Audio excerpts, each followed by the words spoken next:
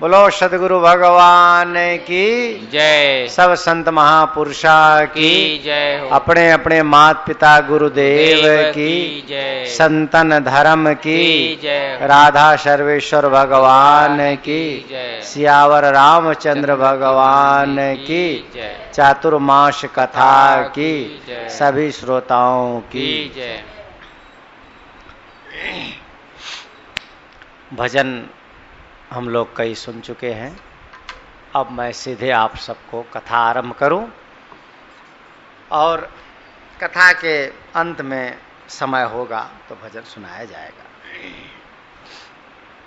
आप सबको पता है कि भगवान बुद्ध की वाणी में मैं कल 11वां अध्याय समाप्त किया। आज मैं उसका 12वां अध्याय प्रारंभ कर रहा हूं, जिसका नाम है अत्तवग्गो। संस्कृत में जिसे आत्मा कहा जाता है, पाली में उसे अत्ता कहा जाता है। तो आज की जो गाथा है इसी अध्याय की है। इसका नाम है अत्तवग्गो, अर्थात आत्मा के संबंध में विशेष जानकारी देने वाली गाथा और प्रकरण।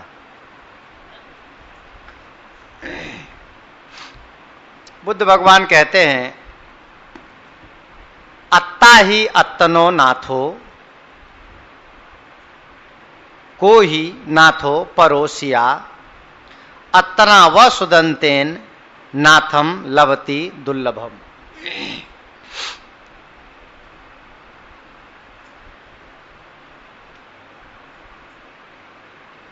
इसका क्या अर्थ हुआ? इसका अर्थ ये हुआ, अत्तना ही अत्तनो नाथो।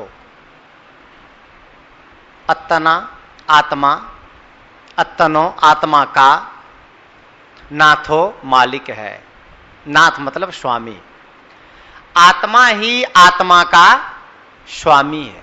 अत्तना ही अत्तनो नाथो। एक दूसरी गाथा में कहा गया है, अत्तना ही अत्तनो नाथो, अत्तना ही अत्तनो गति, और अत्तना व सुदंतेनम नाथम लभति दुर्लभम।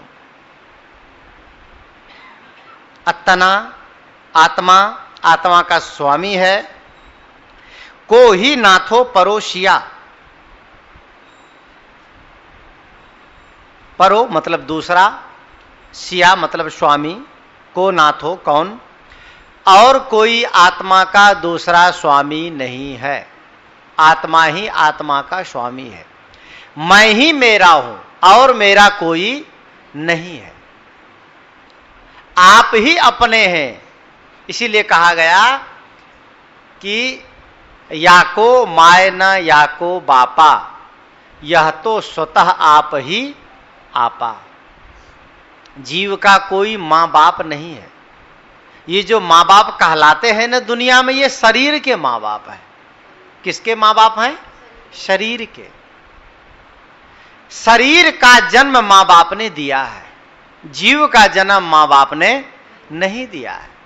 जीव तो अपने आप है, स्वतः है, अचल है, अविनाशी है, अखंड है। जीव को पैदा करने वाले कोई नहीं है। और आगे क्या कहते हैं? जब मनुष्य अपने आप का पूर्ण दमन कर लेता है, अत्तना व सुदंतेन। सुदंतेन का मतलब होता है अच्छी तरह से वश में कर लेना, अच्छी तरह से कब्जा कर लेना, अच्छी तरह से कंट्रोल कर लेना, दमन कर लेना। तो क्या क्या कहते हैं कि अत्तना व सुदंतेन नाथम लभति दुर्लभम।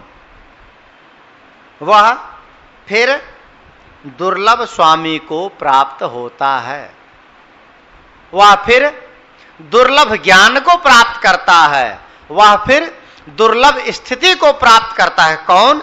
जो अपने आप में दमन कर लेता है। यह सामान्य विषय नहीं है, यह बहुत ही गूढ़ विषय है। और गूढ़ हम समझते हैं तो गूढ़ है, अगर हम इसके अर्थ को सही ढंग से समझ लें तो बिल्कुल सरल और सामान्य हो जाएगा। एकदम सामान्य बात हो जाए। कुर्सी हो तो कुर्सी ले लो, वहां उधर कुर्सी बैठ जाओ, सामान्य विषय हो जाएगा। कैसे? अब सीधी सीधी बात हम लोग सोचें, विचार करें इस गाथा में। आत्मा स्वतंत्र है, आत्मा अपने आप में परिपूर्ण है। अगर यह आत्मा पूर्ण न होता तो पूर्णता क्यों खोजता? यह आत्मा पूर्णता क्यों खोजता? यह आत्मा अगर तृप्त न होता तो तृप्ति का आभास क्यों होता? तृप्ति क्यों खोजती? निश्चित है यह आत्मा पूर्ण है।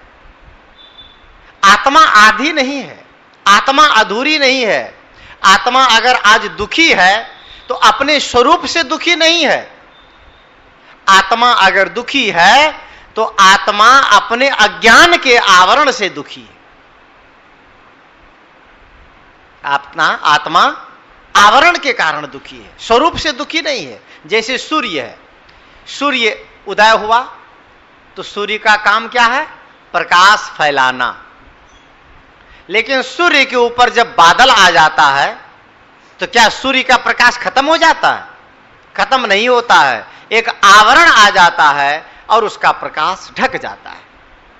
जैसे ग्रहण लग जाता है तो क्या उस समय सूर्य जो है शीतल हो जाता है, ठंडा हो जाता है? नहीं, वो आवरण आ जाता है तो धरती पर अंधेरा छा जाता है। इसलिए आत्मा सूर्य की तरह चमकदार है, आत्मा सूर्य की तरह दैदीप्यमान है। अत्तना ही अत्तनो नाथो, आत्मा ही आत्मा का स्वामी है। लेकिन दुख की बात यह है कि हमने अपने ऊपर अनेक स्वामी स्थापित किया, अनेक स्वामी अपने ऊपर बहुत स्वामी स्थापित किया, बहुत देवता स्थापित किया, बहुत भगवान स्थापित किया और मूल भगवान को हम भूल गए। जो सभी भगवान का भगवान है वो कहां है? आपके अंदर। यही सोचिए ना कि अगर हृदय के अंदर भगवान न हो तो मंदिर के किसी भगवान की पूजा हो सकती है? किसी भगवान की नहीं हो सकती है। अंदर का भगवान जिस दिन शरीर से निकल जाएगा, एक लोटा जल चढ़ाने वाला कोई रहेगा? कौन चढ़ाएगा जल? मंदिर में जाकर के कौन आरती करेगा? जब अंदर का भगवान निकल गया तो मंदिर के भगवान को कोई पूजा करने वाला नहीं बचेगा। तो मूल भगवान कौन है? ये आत्मा। आत्मा मूल है।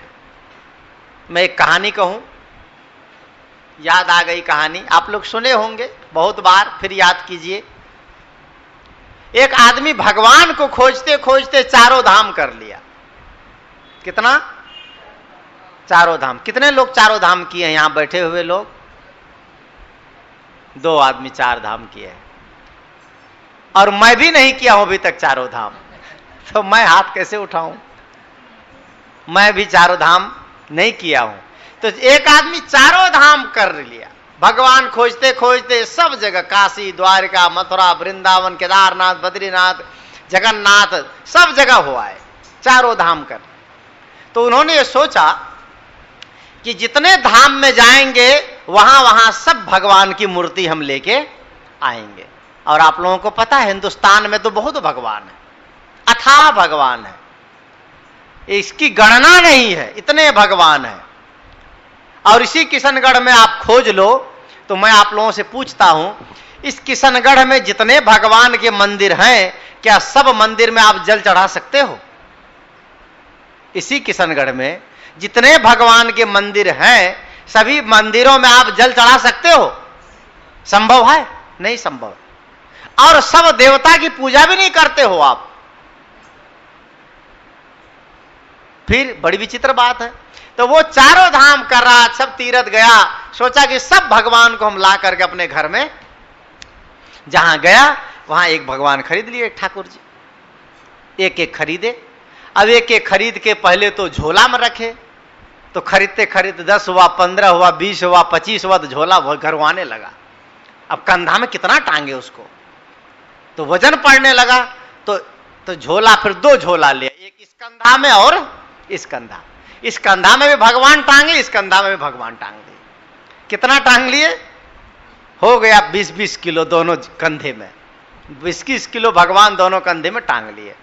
अब और आगे बढ़े तो और डालने लगे तो अब कंधा ना उठे बेचारे, कितना लेके चले। तो फिर ये हुआ कि भाई अब टोकरी खरीदो, बड़ा, क्या कहते हैं उसको, हैं? छाबड़ी कहते हैं, टोकरी छाबड़ी बड़ी जो होती है वो खरीदो। वो खरीद लिया एक टोकरी, और दोनों झोला के भगवान को उसमें मेल दिया और उसको सिर पर उठा लिया कि भाई अब ये कंधे में नहीं उठेगा भगवान, अब इतना बहुत भगवान हो गए ना, जिस मंदिर में गए, जिस तीर्थ में गए वही खरीद लिए। बहुत तीर्थ है, दक्षिण भारत में चले जाओ मार बहुत भगवान है, उत्तर में चले जाओ पूर्व पश्चिम सब भगवान। अब टोकरी खरीद लिए, छाबड़ी पर धर लिए, अब धर धर के चलने लगे। बहुत हो गया, वो भी एकदम भरते गया, वो भी भर गया फुल। अब भाटा के होता ही है, कहीं संगमरमर का, कहीं पीतल का, कहीं चांदी का, कहीं का, तो कहीं का वजन तो था ही। तो सब धरते गए तो बहुत हो गया। अब सिर पर भी ना उठे तो उसको ले करके बेचारे चल नहीं पा रहे थे। एक महात्मा मिल गए रास्ते में, कहा भाई बहुत परेशान हो, लगता है कि बहुत थके हारे के। महाराज पूछो मत। कहा इतने परेशान क्यों? को भगवान से परेशान है महाराज। कहे कि क्या हो गया? कहा इतना भगवान हो गए मेरे सिर पर कि चला नहीं जा रहा है। महाराज ने कहा कितना भगवान? का बहुत हम खरीद लिए महाराज भगवान, हम क्या करें अब? तो कहेगा ऐसा करो कि इस भगवान को ढोते ढोते तुम परेशान हो जाओगे, ढो नहीं पाओगे, घर भी पता नहीं पहुंचोगे न पहुंचो। कहे महाराज कोई उपाय बता दो आप। कहा ऐसा है, ये जितने भगवान रखे हो ये काहे का है? कहा कि ये सब संगमरमर का है, कोई चांदी का है, कोई पीतल का है, कोई कांसा का है, तो सब रखे हैं। कहे देखो ऐसा करो कि सबको टोकरी नीचे उतारो। कहा क्या करें? कहा कि देखो 2 भगवान इसमें से उठाओ। कहा हाँ, 2 भगवान को लड़ाओ ऐसे आपस में, और जो टूट जाए वो कमजोर है उसको फेंको, और जो ना टूटे उसको रख लो। तो जो सबसे बलशाली भगवान होगा, मजबूत होगा, वो तो रह जाएगा, और जो कमजोर होगा वो टूट जाएगा, उसको फेंक दो, उसको मत ढो। तो पहले तो सोचा ये पत्थर बहुत वजन है, भाटा, इसी को लड़ाए। अब दोनों 2 संगमरमर के उठाए मार्बल के, और ऐसे लड़ाए तो एक टूट जाए एक रख ले, कई बार दोनों टूट जाए दोनों फेंक दे। तो फिर एक उठाए उसमें से 2 फिर लड़ाए तो टूट जाए, एक रखे, रखते फिर पीतल का आया। तो महाराज ने कहा देखो पीतल में जो दब जाए वो समझो कमजोर, उसको फेंको, और जो ना दबे, जिसके नाक टूट जाए, नाक चपक जाए, उसको तो फेंक दो, और जो सुरक्षित उसको रख लो। करते उसमें से एक बचा पीतल का भगवान। कितना बचा? एक। कहा बहुत अच्छा महाराज, आपने बहुत कृपा करी, अंत में हमको जो मूल भगवान था वो बच गया, बाकी बहुत हम ढो रहे थे, जो सबसे बलशाली है वो बच गया। अब मैं इसी की पूजा करूंगा, इतना ढोने की जरूरत हमको नहीं।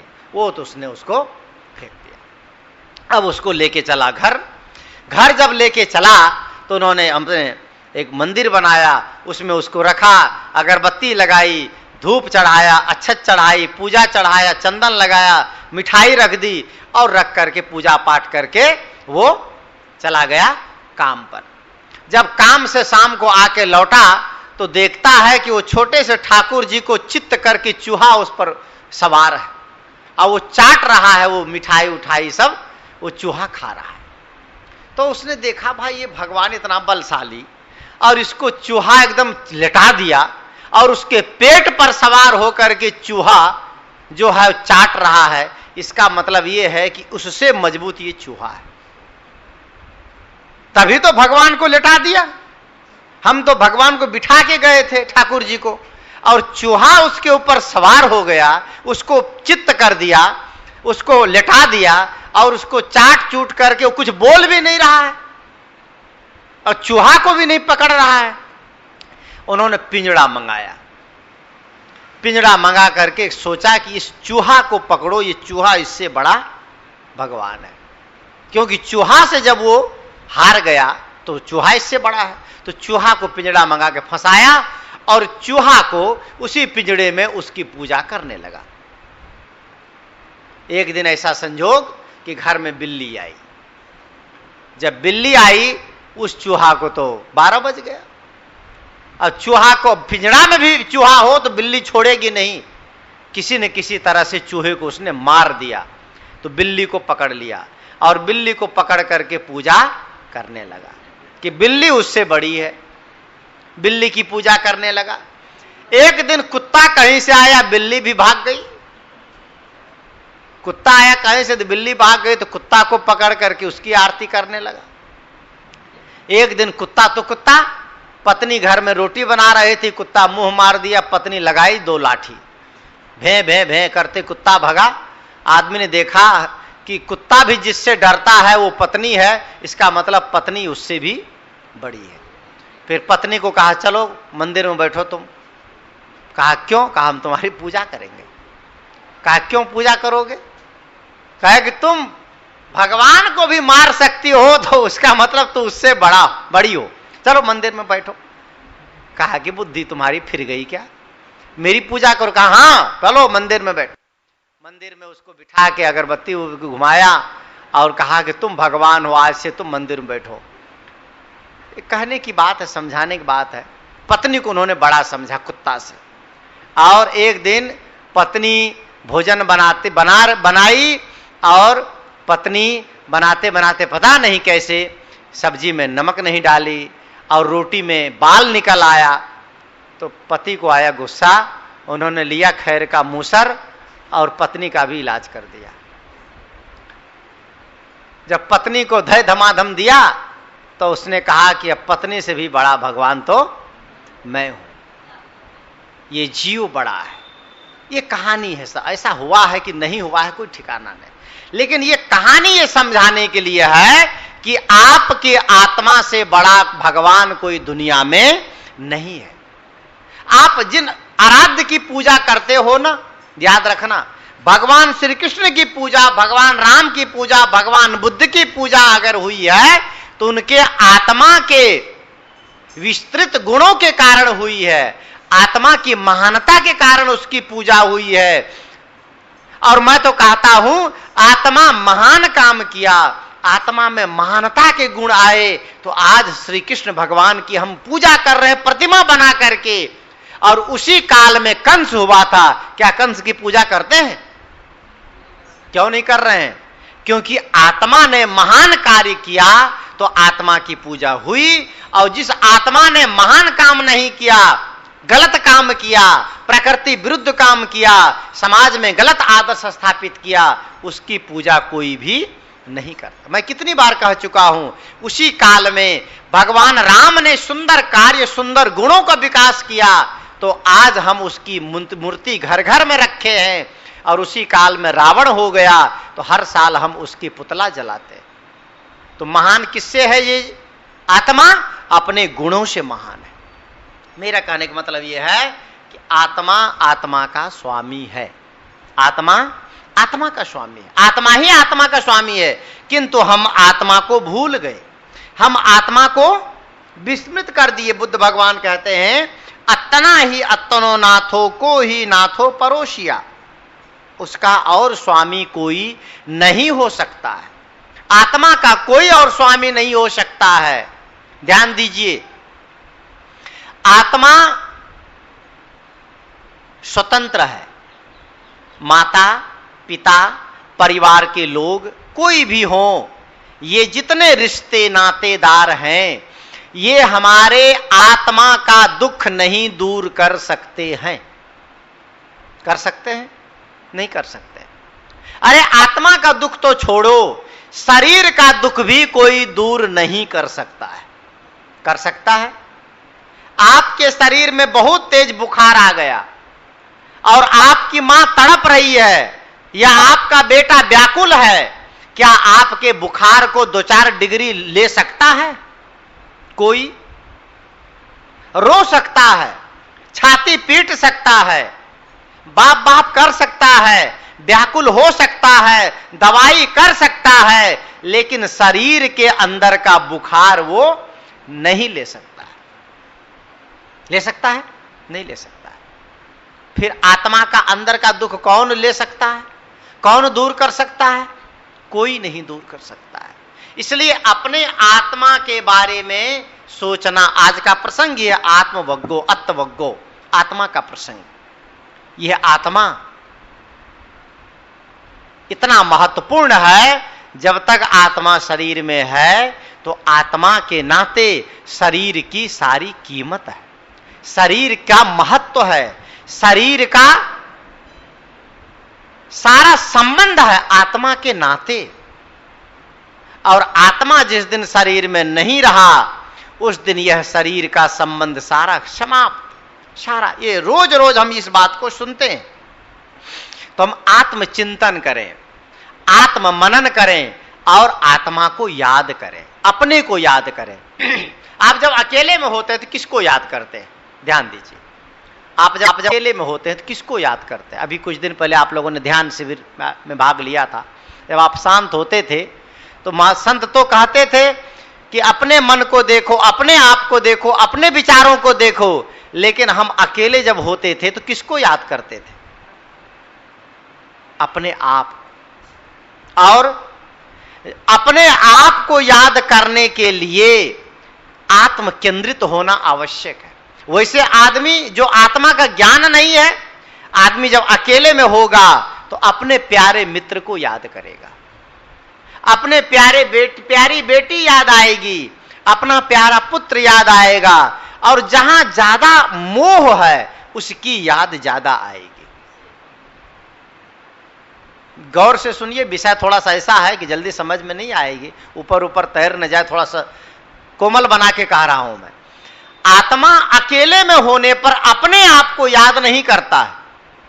कई लोग तो अकेले में घबराते हैं कि हम अकेले कैसे रहें, इतना बड़ा घर है महाराज, हम अकेले कैसे रहें। कई लोग यहां, जब मैं अकेले रहता हूं कई बार, तो यहां लोग आते हैं, कहते हैं महाराज इतना बड़ा आप अकेले रहते हो। तो मैंने कहा क्या हो गया? कहा महाराज अकेले तो घबराहट होती होगी।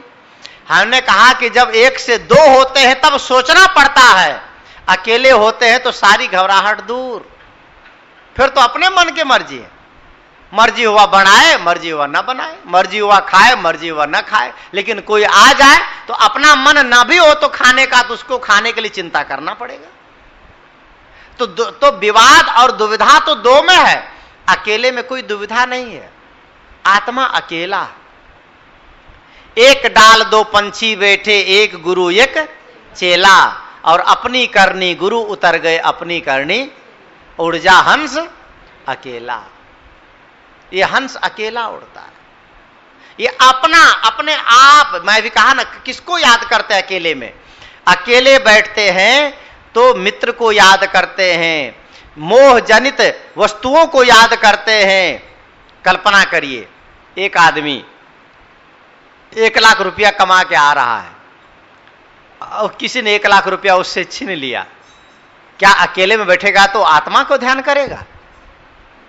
वही गड्डी दिखेगी, वही नोट दिखेगा, वही वस्तु दिखेगी।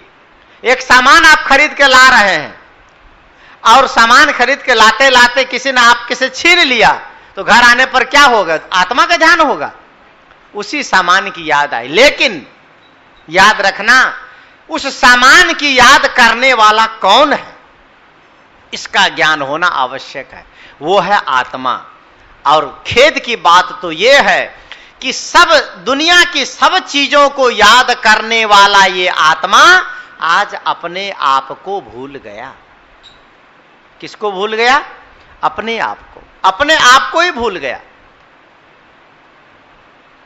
और कितनी चीजें हम भूल गए इस भूल की दुनिया में, बहुत चीजें भूल गए, भूलते जा रहे हैं, भूलते जा रहे हैं। भूलन लाल की कहानी मैं यहीं पर कहता हूं, आप लोगों को मैं कितनी बार सुनाया हूं भूलन लाल की कहानी। एक चेतन लाल और एक भूलन लाल, लाले लाल है। कितने नाम दुनिया में है लाल से, बहुत नाम है, मदन लाल, कन्हैया लाल और किशन लाल और पालीवाल और लाल लाल, बहुत सारे लाल हैं। और लेकिन एक लाल उसमें से चेतन लाल है। कौन है? चेतन लाल। और एक है भूलन लाल, भूलने वाला। हम सबको याद करते हैं लेकिन अपने आप की याद नहीं करते। अपने आप, अपने आत्मा की ध्यान देना, जब तक अपने आप की याद नहीं करोगे तब तक सारी याद दुख देने वाली है, और जिस दिन अपनी याद हो जाएगी उस दिन सारा दुख खत्म हो जाएगा। सारा दुख, अपनी याद, अपने आत्मा की याद। और आपकी भाषा में कहूं ना तो अपनी याद करना ही परमात्मा की याद करना है। अपनी याद, आत्मा की याद करना ही परमात्मा की याद करना है। आप कथा में जगह जगह सुनते हो तमाम कथाकारों से, कथाकार लोग ये कहते हैं कि परमात्मा दर्शन दे करके जीव को कृतार्थ कर दिया, और वो परमात्मा कहां है? ये हृदय में बैठा हुआ आत्मा ही परमात्मा है। हृदय तिष्ठत दशांगुलम, वेद में लिखा गया, हृदय के अंदर वो नाभि से 10 उंगल के ऊपर तिष्ठत, विराजमान है। वो कौन है? अयम आत्मा, यह आत्मा ही आपका अपना लोक है। तो मैं कह रहा था कि दुनिया को तो याद किए लेकिन परमात्मा को भूल गए। बैठ जाओ, उस पर बैठ जाओ माता जी, कुर्सी तो होगी और नहीं है? अच्छा कोई बात नहीं, बैठ जाओ, ऊपर बैठ जाओ पाटा पर, थोड़ा सा सहारा मिलेगा। तो मैं कह रहा था भूलन लाल, और कितनी बार मैं कहा हूं कि कैसे भूल जाता। एक तो भूलन लाल की कहानी ये सुनाऊं कि कितने लोग भूलन लाल होते हैं। कोई ऐसे भी होते हैं जो देश दुनिया भूल जाते हैं। कितने ऐसे भूलने वाले होते हैं जो पागल हैं, जिनको कहते हैं वो भूलते ही तो हैं। विस्मृत का रोग हो जाता है, उसे ये याद नहीं रहता है क्या खाने योग्य है और क्या खाने योग्य नहीं है, क्या करने योग्य है क्या करने योग्य नहीं है। वो पागल नाली का पानी पीने लगता है तो क्या है? ये भूल गया कि मैं एक मनुष्य हूं और मुझे नाली का पानी नहीं पीना चाहिए। लेकिन हम लोग हैं अपने आत्मा को भूल गए, अपने आत्मा, अपने आप को भूले। कैसे? एक आदमी था, उसकी शादी हुई, वो एक बार गया ससुराल, नाम था उसका भूलन लाल। ससुराल गया तो पहली बार ससुराल गया तो ससुराल में बड़ी खातिर हुई। खातिर समझते हो? खातिर मतलब मनुहार, यहां मनुहार कहते हैं। मनुहार हुई, खूब उसका स्वागत हुआ, खूब सत्कार हुआ, खूब तरह तरह के पकवान बने। और पहली बार कंवर साहब आए ससुराल तो खूब चला, पकौड़ी, हलवा, मालपुआ, रसगुल्ला, गुलाब जामुन, कचौड़ी, समोसा सब एक साथ लाके गांज दिए और खूब खाए। और कंवर साहब ऐसे थे, नाम भूलन लाल था ही, और खाते खाते भूल गए कितना खाना चाहिए। तो खाए, स्वाद बढ़िया तो बना ही था, और उसी में और आग्रह करने लगे, मनोहार करने लगे कि कंवर साहब एक लड्डू और लियो, एक गुलाब जामुन और लियो, एक बर्फी और लियो, एक चक्की और लियो, उसी में लियो तो एक मालपुआ और लियो, खूब और लियो कहते कहते वो सबका मान रखते रखते यहां तक भर लिए, भर गया पूरा। खा तो लिए, लेकिन आप जानते हो कि संयम नहीं रखोगे तो कोई भी चीज शरीर में नुकसान करता है। खा तो लिए गला तक। अब कहने लगे, कंवर साहब कहने लगे कि भोजन ज्यादा हो गया, हजमोला ले आओ, हजमोला ले आओ। अब हजमोला कितना पचाए, एक सीमा होती उसको भी पचाने। खा लिए, ऊपर रात में तो शाम को दोपहर से खूब डाले, और जब रात 1-2 बचा तो नीचे का दरवाजा खुल गया। लगी उनको लेट्रिन, इतनी दस्त लगी, इतनी दस्त लगी, होते होते होते होते बेचारे सुबह होते होते तो 15-18 बार दस्त चले गए। परेशान हो गए, सुबह डॉक्टर के पास ले गए। डॉक्टर लिखते हैं ना पर्चा, क्या नाम है? कहा भूलन लाल। अच्छा, नाम भी गजब, नाम लिखे। उम्र कितनी है? कहा 28 साल। ठीक है, लिख दो। कहे डॉक्टर साहब बहुत परेशान हूं, अच्छी ऐसी दवा दीजिए हम ठीक हो जाएं। तो उन्होंने, डॉक्टर ने कहा कि ज्यादा खाने से नुकसान हुआ है, इसलिए कोई दवा पानी की जरूरत नहीं है। उसने कहा देखो, नींबू पानी गोली दे रहा हूं, खा लेना, और नींबू पानी निचोड़ के पी लेना, और दही, और 3 दिन तक भोजन मत करना। क्या कहा? 3 दिन तक खाना मत खाना, चौथे दिन मूंग और चावल की खिचड़ी बना करके खाना। उसने कहा डॉक्टर साहब ये खिचड़ी क्या है, ये कौन सा टेबलेट है? कहा टेबलेट नहीं है, ये खिचड़ी अन्न है, इसको कहे डॉक्टर साहब लिख दीजिए कागज में। कहे अरे पागल कैसे हो, खिचड़ी नहीं याद रहेगी तुमको? कहा डॉक्टर साहब हमारा नाम ही भोलन लाल है, आप उसमें लिख दीजिए खिचड़ी। डॉक्टर ने कहा खिचड़ी लिखा नहीं जाता है, तुम ऐसा करो खिचड़ी खिचड़ी रटते रटते चले जाओ घर, ससुराल मत जाना अब, नहीं तो फिर मनोहार में तुम पड़ जाओगे, अब घर जाओ। अब रटते रटते चला, खिचड़ी खिचड़ी खिचड़ी। एक जगह पेशाब लगी, पेशाब करने बैठा तो सोचा अब पेशाब करते कैसे बोले, तो बंद हो गया। 5 मिनट बाद उठा तो भूल गया क्या बोल रहा था मैं, याद करने लगा क्या रट रहा था। बड़ी देर के बाद याद आई, चिड़ी चिड़ी कुछ रट रहा था मैं, ये चिड़ी क्या है? तो बहुत तो खिचड़ी के बजाय उसको खा चिड़ी हो गया, खा और चिड़ी, खा और चिड़ी, खा चिड़ी। आगे बढ़ा, एक किसान खेत में धान बाया था, सर्दी का समय था, पक्षी को उड़ा रहे थे और ये कहते कहते पहुंचा खा चिड़ी खा चिड़ी खा चिड़ी, चिड़ी खा चिड़ी। तो किसान ने सोचा चिड़ियों को खाने के लिए कहता है और हम उसको उड़ाने में पड़े हैं। 2 हाथ दिया उसको, कहा तुमको यही बोलना है? कहा कि हम तो अपनी दवा रट रहे हैं। कहा ये कौन दवा है, खा चिड़ी खा चिड़ी? रटना हो तो रटो, हुर्र फुर्र हुर्र फुर्र हुर्र फुर्र हुर्र फुर्र, ऐसा रटो, चिड़ियों को भगाओ। ऐसा रटने लगा। रटते रटते आगे बढ़ा, एक बहेलिया जंगल में जाल डाल के बैठा था चिड़ियों को फंसाने के लिए, और ये महोदय भोलन लाल बोलते बोलते पहुंच हुर्र फुर्र, सब चिड़िया भाग गए। उसने भी 2 हाथ दिया, कहा तुमको यही रटना चाहिए? कहा ये तो मैं दवाई रट रहा हूं। ये कौन सी दवाई हुर्र फुर्र? तुमको रटना है तो बोलो आते जाओ फंसते जाओ, आते जाओ फंसते जाओ।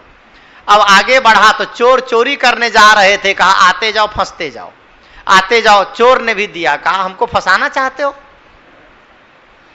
तो कहा क्या बोले? कहा बोलो लेते आओ धरते जाओ, लेते आओ धरते जाओ।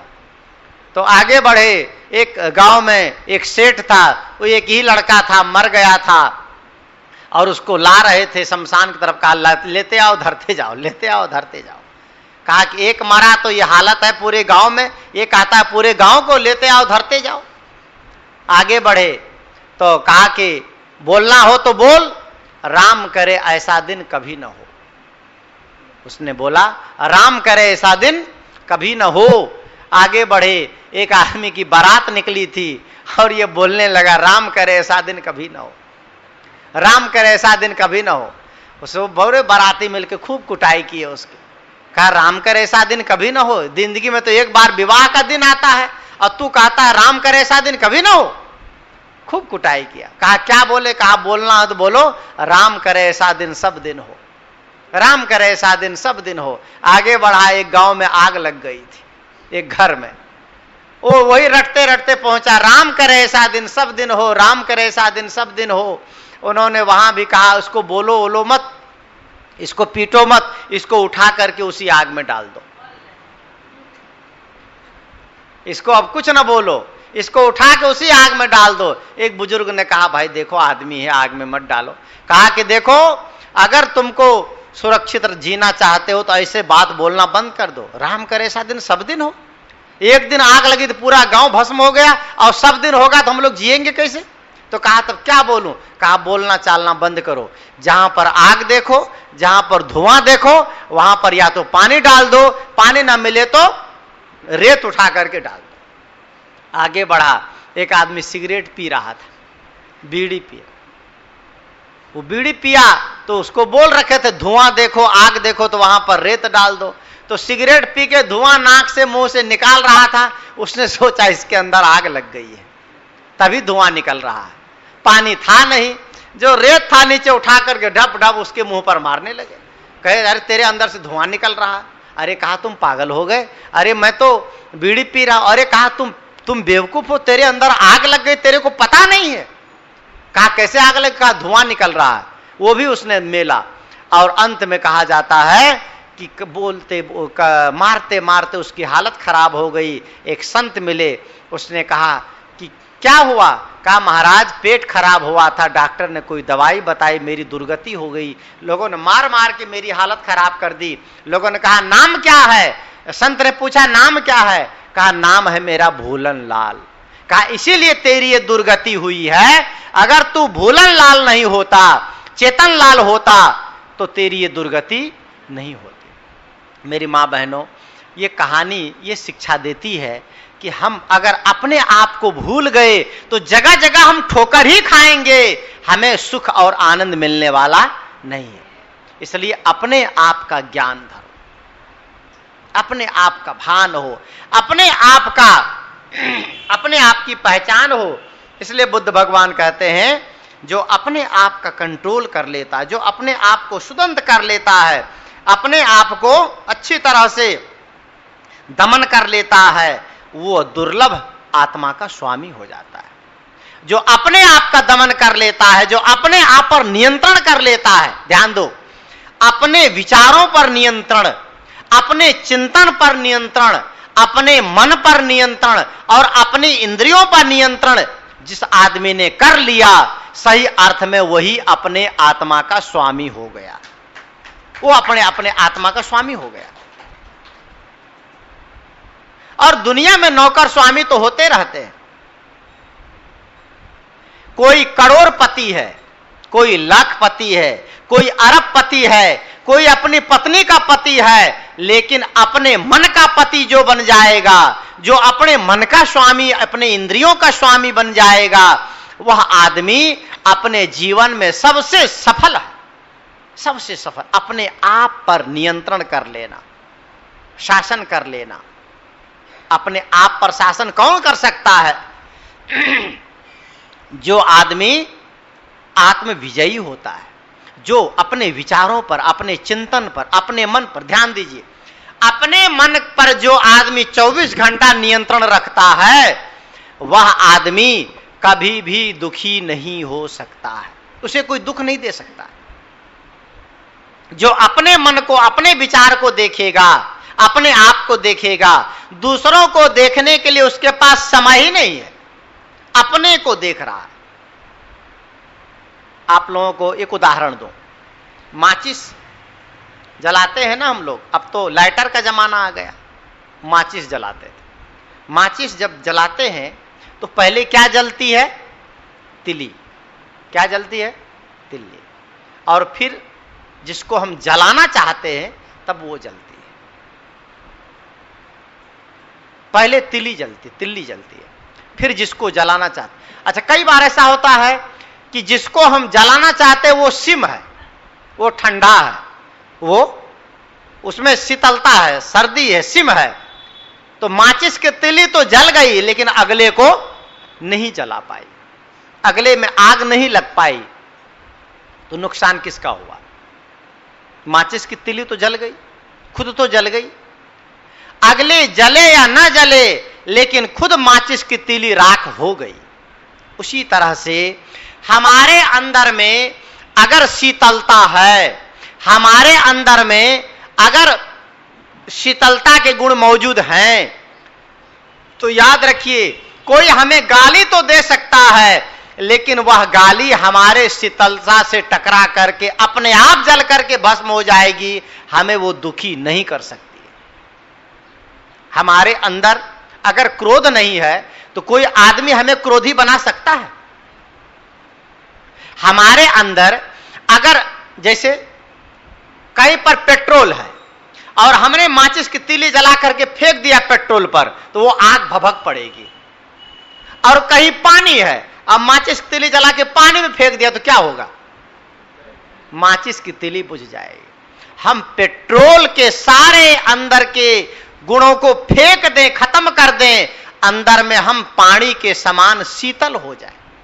अरे पानी तो इतना शीतल होता है, इतना विशाल उसका क्षेत्र होता है कि समुद्र में अगर बिजली कड़कती है ऊपर से और वो कड़कती हुई ये कहती है कि मैं समुद्र को भस्मीभूत कर दूंगी, जला के खाक कर दूंगी, लेकिन वह बिजली जब कड़क करके ऊपर से समुद्र में गिरती है तो समुद्र को खाक कर देती है, बिजली उसमें आकर के अपने आप शांत हो जाती है। हम अपने अंदर को समुद्र बनाएं, अपने हृदय को पवित्र बनाएं। किसी की दो कठोर बात हमारे अंदर में पड़े तो वो अंदर में आते आते समुद्र में जैसे शीतलता छा गई वैसे शीतलता आ जाए। लेकिन यह बात कहना सरल है, पर इस बात को आचरण में लाना कठिन है, क्योंकि हमें अपने आप पर नियंत्रण नहीं है, अपने आप पर हमें अनुशासन नहीं है। हम सब पर अनुशासन करते हैं, पत्नी पर, बच्चे पर, नौकर पर और घर परिवार वालों पर, मिलने जुलने वालों पर, लेकिन सबसे बड़ा अनुशासन है अपने आप पर। अपने आप को नियंत्रित करें। कोई भी सुंदर चीज घर में आई, ध्यान दीजिए, कोई भी बढ़िया चीज घर में आई तो मन में यह होता है इनमें से जो सबसे बढ़िया चीज हो वो मेरे को मिलता तो अच्छा होता। ये कामना है। आप ये सोचें कि कोई बात नहीं, सब अपने पर कंट्रोल रखें, अपने विचारों पर कंट्रोल रखें, अपने भावनाओं पर कंट्रोल रखें, और यही आत्म विजय है। जो मिलेगा उसी में गुजर कर ले, फिर शीतलता आएगी, शांति आएगी, और आपके अपने मन में मानो एक सुकून मिलेगा, एक राहत महसूस करेंगे आप। मेरे मां बहनों, बुद्ध भगवान की ये वाणी, अत्ता ही अत्तनो नाथो को ही नाथो परोशिया, अत्तना व सुदंतेनम नाथम लभते दुर्लभम, अर्थात आत्मा ही आत्मा का स्वामी है। और जब मनुष्य अपने आप को पूर्ण दमन कर लेता है तो वह अपने आप का स्वामी हो जाता है, अपने आप का वह मालिक हो जाता है। अगली गाथा कह दूं, छोटी है और इस प्रसंग को मैं खत्म कर दूंगा आज। शुक्रानि असाधूनि अत्तनो अहितानि च यम वे हितंच साधुंच तम वे परम दुक्करम। अनुचित और आत्मघाती काम करना बहुत सरल है। अनुचित और आत्मघाती काम करना बहुत सरल है, किंतु जो कल्याणकारी और उचित काम है उसका करना बड़ा कठिन है। मैं कई बार आप लोगों से कहा हूं, अनुचित और आत्मघाती काम करना, गोस्वामी तुलसीदास जी ने लिखा है, जो न तरे भवसागर नर समाज अस पाए, सोकृत निंदक मंदमती आत्महन गति जाए। आत्मघाती कौन है? जो अपने आत्म शांति के विपरीत मार्ग में चलता है, वो कौन है? आत्मघाती। अब आप लोगों से मैं पूछता हूं, गाली देना सरल है कि गाली को सहना सरल है? व्यवहार में क्या देखा जाता है? गाली देना सरल है पर गाली सहना कठिन है। इतना ही नहीं, क्रोध करना सरल है और क्षमा करना कठिन है, भक्ति करना कठिन है। ऐसा हम सब देख रहे हैं। मोह करना सरल है और निर्मोह रहना कठिन है, ये सबका अनुभव है। लोभ करना सरल है और दान देना कठिन है, सबका अनुभव है। कमा कमा करके संग्रह करना सरल है और संग्रह में से किसी के लिए निकालना कठिन है, यह सबका अपना अनुभव है। भगवान श्री कृष्ण ने गीता में लिखा इस आत्मा के बारे में, आत्मा की शांति के बारे में। भगवान श्री कृष्ण ने अर्जुन को समझाते हुए लिखा, यस्त्वात्म रतिरेव स्यादात्म तृप्तस्य मानवा। भगवान श्री कृष्ण ने क्या कहा? यस्त्वात्म रतिरेव स्यादात्म तृप्तस्य मानवा आत्मन्येव च संतुष्टस्य कार्यम न विद्यते। जो अपने आप में तृप्त होता है, अपने आप में लीन होता है, अपने आप में डूबता है, आत्मा में डूबता है, फिर वह उसकी तृप्ति दुनिया की किसी चीजों से नहीं बल्कि अपने आत्मा से होती है। और बुद्ध भगवान ये कह रहे हैं, अनुचित और आत्मघाती काम करना, अनुचित काम करना, चोरी करना, देखो, चोरी सिखाना पड़ता है किसी को, झूठ बोलना। क्या कोई ऐसा विद्यालय है, कोई ऐसा स्कूल है जहां पर बच्चे को भेजे, बच्चे जाओ वहां साल भर जाना, झूठ सीख करके आओ? झूठ के लिए विद्यालय नहीं है, सच बोलने के लिए विद्यालय है। निरक्षर होने में क्या मेहनत है? मेहनत तो साक्षर होने में है। अरे अंधेरे को लाने के लिए परिश्रम नहीं करना है, अंधेरे को भगाने के लिए परिश्रम करना पड़ता है। लाइट बंद कर दो, अंधेरा अपने आप ही है। अंधेरे को हटाना हो तो जनरेटर लगाओ, लालटेन लगाओ और घासलेट जलाओ, दीपक जलाओ, मोमबत्ती जलाओ। अंधेरे को हटाने में मेहनत है, बल्कि अंधेरे को लाने में कोई मेहनत नहीं है। बुद्ध भगवान कहते हैं, अनुचित और आत्मघाती काम करना सरल है, किंतु कल्याणकारी काम करना कठिन। पानी को आप यहां ढोल दो तो अपने आप बह करके सड़क पर चला जाएगा अपने आप। 10 मंजिल के ऊपर भी पानी ढोल दो तो वो बह करके 15 मंजिल पर जाएगा, कहां आएगा? नीचे आएगा। लेकिन नीचे के पानी को अगर 1 मंजिल पर भी चढ़ाना हो तो मेहनत है ना? बात समझ में आ रही है? मेहनत है। आप लोग मन को एकाग्र करने के लिए 1 घंटा ध्यान करते हो, अब मन को बहने के लिए 23 घंटा कोई जरूरत है ध्यान करने की? मन को बाहर भगाने के लिए, बहने के लिए कोई ध्यान की जरूरत है? ध्यान किस लिए करते हैं? एकाग्र करने के लिए। पर मन को विषयों में जाने के लिए किसी ध्यान की जरूरत नहीं है। उसी तरह से संत कहते हैं, बुद्ध भगवान कहते हैं कि कल्याणकारी काम करना बड़ा कठिन है, और कल्याणकारी काम ही हमारे लिए शांति दे सकता है, हमें सुकून दे सकता है। बुद्ध भगवान कहते हैं कि अनुचित और आत्मघाती काम कभी भी मत करना। अनुचित इतना ही नहीं, जिस चिंतन से हमारी आत्मा का पतन हो उस चिंतन का भी त्याग हो जाना चाहिए। जिस व्यवहार से हमारे आत्मा को तकलीफ मिले उस व्यवहार का त्याग होना चाहिए, अनुचित कार्य का त्याग होना चाहिए और आत्मघाती काम का त्याग होना चाहिए, और कल्याणकारी काम को जीवन में प्रश्रय देना चाहिए। उपनिषद की एक बात बता करके मैं अपनी बात खत्म करूं। दुनिया में 2 मार्ग है, एक श्रेय मार्ग और एक प्रेय मार्ग। श्रेय कहते हैं जिस मार्ग में चलने पर श्रम करना पड़े उसको श्रेय मार्ग कहते हैं, और प्रेय मार्ग कहते हैं जिस मार्ग में चलने पर मन इंद्रियों को अच्छा लगे उसको प्रेय मार्ग कहते हैं। मन जो याद किया, इंद्रियों ने जो चाहा, जीभ ने जो मांग लिया, कान ने जो इच्छा कर ली, कान के माध्यम से जो हमने शब्द श्रवण कर लिया, ये सब प्रेय मार्ग है। और श्रेय मार्ग क्या है? उसके विपरीत चलना। जैसे मीन मार्ग, मछली धारा में नहीं चलती, धारा की उल्टी चलती है, वो मीन मार्गी है। मन विषयों की तरफ जा रहा है तो हम उन मार्ग को न ग्रहण करके बल्कि विषयों का उल्टा चलें तो ये मीन मार्गी साधना है। और यह साधना अगर हम करते हैं तो निश्चित है हम अपने आत्मा का स्वामी बन सकते हैं।